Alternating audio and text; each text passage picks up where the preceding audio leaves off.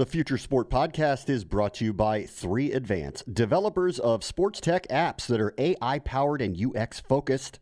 So if you're looking to create some apps for your startup or your sports biz calls for some artificial or business intelligence, you should check out 3Advance. They're incredible. Go to 3advance.com. That's the number 3advance.com. Empire.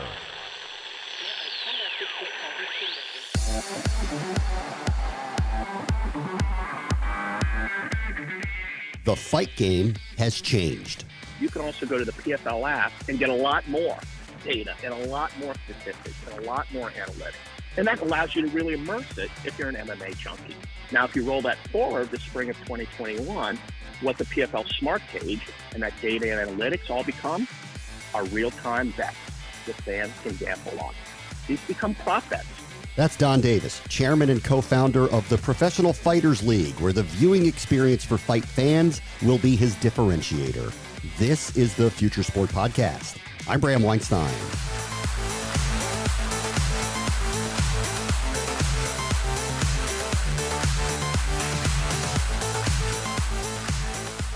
You may wonder why Donn Davis is trying to get into a space dominated by the UFC.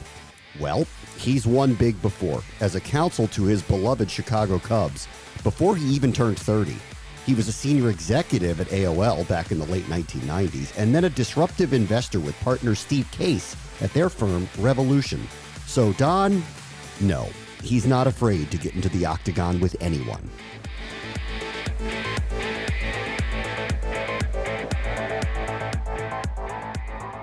Our guest this week is the chairman and the co-founder of the Professional Fighters League, Donn Davis, where tech is changing the way we will watch fights in the ring. Hey, Donn, how are you? Hey, good morning. Great to be here. I mean, it's hard not to start any conversation without asking, how's life? How's your family? How are you? Everybody's good. I always like to be out and about, and I joke with my wife now I'm going on an I Am Legend trip in my car. I don't know if you remember that Will Smith movie where he's the last man on Earth and they're zombies, but he still goes out in his car with his dog because he's got to get some fresh air. So 3 times a day I just do conference calls from my car, even though I'm going nowhere except for Chick-fil-A. So I'm out talking to you right now in the car, just getting some fresh air. Exactly. So you're one of those that you cannot stay homebound, even if they made you stay homebound. You have to get out. I got to get some variety energy to work. You know, I like the office. I like home. I like travel. I like lunches and dinners around business. So to me right now, though, I'm confined to the I Am Legend car trip. Yeah. Yeah. I want to get into what you guys are doing in a moment, but let me get just a general overview with the majority of sports still shut down, but fighting not. Can you kind of just give your general thought process of moving forward safely right now with fighters in contact with one another? Yeah, MMA overall, and then I'll talk PFL specifically. MMA overall is in the best position to weather most crisis, whether it's the current COVID-19 or future pandemics or issues we may have. And that's for a couple reasons. First of all, it takes the fewest number of people to put on an event. You can put on the highest level of MMA event with only about 100 people. That's between the fighters, call it eight fights times 2 people, 16 people, the camera, the cornermen, the crew, the medical, the production. A total of 100 people. That's 50% less than any other sport. And football takes about 500. So if you want to be safe and test and take care of the personnel that are putting on the event, smallest number in MMA, number one. Number two is, as you know, MMA can operate as a single site. It's not a network of events. There's not 30 teams, right, like in the NHL or the NBA. Single site, number two. And then number three, in terms of the PFL, we're a season, a sports season, just like the NBA or the NFL. So we have a regular season, a playoff, and a championship, true meritocracy and transparency, where you have to win 4 times to become the champion of the season. Yeah. So we're a little different. We do need, 5 months to put on a full season.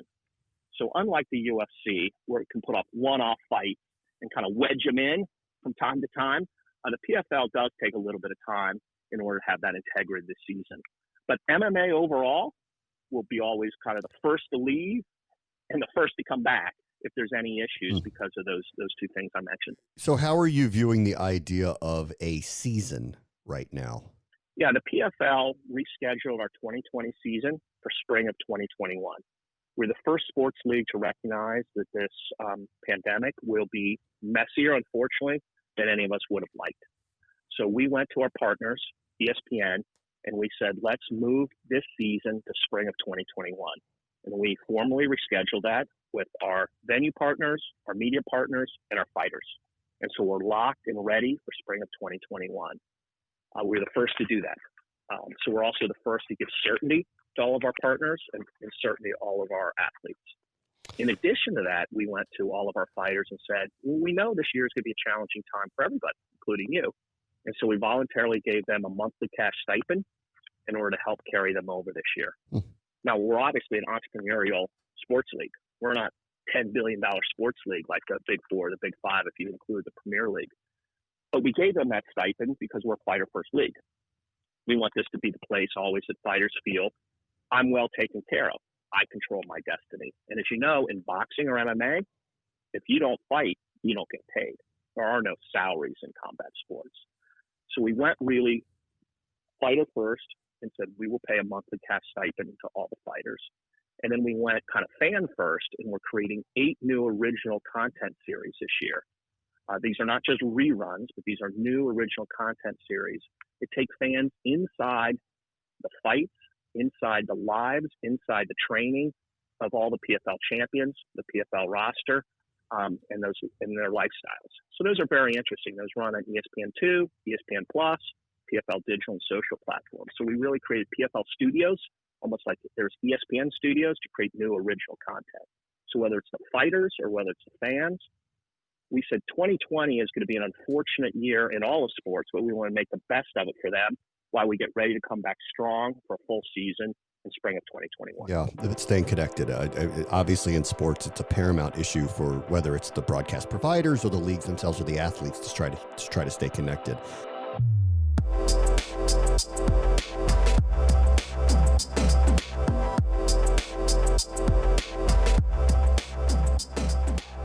When we initially, we're going to start talking about this, obviously we didn't really of all of this, but one of the subjects that we were really interested in to catch up with you about is all the tech that is in your sport. The cage that you all use is wired differently than other leagues. Can you kind of take us through what the cage can do to help enhance the experience of watching your fights? Yes, the PFL has been since its inception a leader in innovation, and that innovation is all directed at making the fan viewing experience on TV and in mobile and in streaming the very best in MMA. So we created the Smart Cage, and simply the Smart Cage presents fight analytics and fighter data that make watching the fight more interesting. So we have chips in the fighter's glove, a film under the mat, which captures everything that's going on in the fight. We display it on the screen if you're watching ESPN2 in a way that makes it very interesting if you're a newbie. Let's say you're used to watching basketball or football. You might not know a lot about MMA. Well, when you watch the PFL, you could see real-time punch impact. That punch is 28 miles an hour, just like you're used to seeing a fastball at 98 miles an hour. That makes it a little bit more interesting. You could see the kick speed. You can also see the number of punches landed in this round. You could also see the heart rate of the fighters. And you could see that heart rate exceeds LeBron James in the fourth quarter. So if you're new to MMA, this gives you context to understand that these fighters are among the greatest athletes in the world. Now, let's say you're a diehard MMA fan. You can also go to the PFL app and get a lot more data and a lot more statistics and a lot more analytics. And that allows you to really immerse it if you're an MMA junkie. Now, if you roll that forward to spring of 2021, what the PFL Smart Cage and that data and analytics all become are real-time bets that fans can gamble on. These become prop bets. Will Kayla Harrison, the number one woman fighter in the world, who's our PFL champion, will she do her armbar and win in under 30 seconds? Yes or no? Will hard puncher Ray Cooper III, our champion, throw two punches over 30 miles an hour in this fight? Yes or no? You'll be able to make real-time bets on your mobile phone based on all that smart cage data in spring of 2020 with the PFL. So for fans, we don't think of technology just for technology. We've thought about how does this make watching the PFL fight, whether it's on TV, smartphone, iPad, whether it's in London or Chicago, more interesting to you than any MMA fight you've ever seen. And we've been a real leader. Let's talk about the security of that. In-game betting obviously is a huge thing for a number of different sports. In the case of yours, things are happening very fast. So how do you, one, get the prop bets up quickly, and two, ensure the security of them as things are happening in real time and very, very quickly? Yes. There's three aspects to that. Obviously, through my role as a founding partner of Revolution, we were a big investor in Sport Radar, which is the leader in sports integrity betting around the world. We're a big investor in DraftKings, which is a leader in online consumer betting. So we've worked with some of the best partners, whether it's those partners who we may be working with, or whether it's the big gaming houses like MGM, Caesars, Sands, Bet365. PFL will not be providing all the infrastructure. We'll be working with the very best partners in the world. What we're providing is the same thing that the NBA is providing. We're providing a data feed that is proprietary. We're a sports league just like the NBA. We are capturing the data. We own that data, and it's proprietary. And we are working with the very best partners to preserve that data is real time, that data is accurate, and then that data becomes very interesting in terms of gambling and very accessible in terms of gambling to fans. So those are the three steps that we go through with partners in order to make sure everything is not only real time and accurate, but interesting in terms of the product for fans. Right. And then we want to protect the trans. Here comes 5G. As you guys kind of think through making sure that no one is gaming up the transactions here, have you guys thought through how that's going to work? Yes. And by the way, we're not recreating the wheel here. That's all done now. Whether it's DraftKings taking bets on ping pong, as they did last week, or whether it's, or whether it's MGM taking bets on, Tom Brady, which they will this year, right? We don't have to recreate the wheel. We're working with the very best partners in the world to do that. But why it's so very interesting for PFL and what makes us different from other sports leagues is the fighters are under contract to the PFL. There's not a separate players association. So we can be much more innovative. So the bets that we can offer and the data that we can collect and how we make that available to fans is much more robust. We can do things much more quickly than the NBA and the NFL can do because there is not comprehensive negotiation between the media partner, the Players Association, and the league. PFL has reserved all those rights with our media partner, and there's no Players Association with the league. It's one and the same. So typically, the NBA has three parties it has to negotiate with in order to make the gambling decisions and make sure that the data is all acceptable among all three, and the data and the business model is acceptable among all three. The PFL will be able to make these prop bets very simple and very interesting for fans because we have reserved all those rights, and we're working with our gambling partners to make those very interesting, almost like AOL 25 years ago. Yeah. Exploded and made the internet simple. Consumers want it simple. One-click bet. They don't want things complex. They don't want to go through many steps. We don't want to take out our phone and say yes or no, high or low, over, under. Those are the kind of things that will really make this interesting, and that's where the PFL is focused for spring of 2021. Let's talk about the simplicity of the presentation then. Obviously, look, fight video is compelling on its own, and you guys have to think about the screen. What is this going to look like as you implement all of these different pieces of information and analytics and, of course, options for betting? How do you guys kind of think through not crowding the fight itself, which on its own face is the compelling part of the whole thing? Yeah, it's a great question. And obviously, we're still in development. We're using a lot of 2020 to develop this. As an entrepreneurial company, we're not standing still, even though there's not fights going on right now. And I'll just offer maybe two signposts without giving too much away. We believe fans want to engage with the fight while they're watching the fight. So this is not about a second screen experience. It's how do you bring all these activities to the main screen? So while I'm watching the fight, I may want to buy commerce. While I'm watching the fight, I might want to make a bet. I don't want to go to a second screen experience to do things. I want to do things while I'm watching on the main screen. So I think that's a big difference in what the PFL is trying to do. Is I'm watching the fight, and I want to do something while I'm watching the fight. And I don't want to go to a second screen to do that. So that's our first focus. And our second focus, as I talked about in the previous answer, is simplicity. Less is more. Most consumers want to do one or two things, and that's it while they're watching the fight. And when most MMA fights end in 10 minutes, these are high action. These aren't 3-hour football games. These aren't basketball games in which the last 4 minutes are the only thing that matters. You don't want to miss a minute of a fight. Every single minute is great. So less is more. We will not be overly making the screen complex. We'll just be giving interesting tidbits, interesting analytics, and interesting bets in terms of less is more to our fans in the first 1 or 2 years. All right, so I'll let you go with this. Look, there's an unintended consequence of this, that you did lose this season. You have to delay it to come out to next year, but it has given you time to think through a lot of these things. Have you guys pivoted some of your thinking through the pandemic with the time that's been afforded to you to consider how you're going to implement all of these different ideas?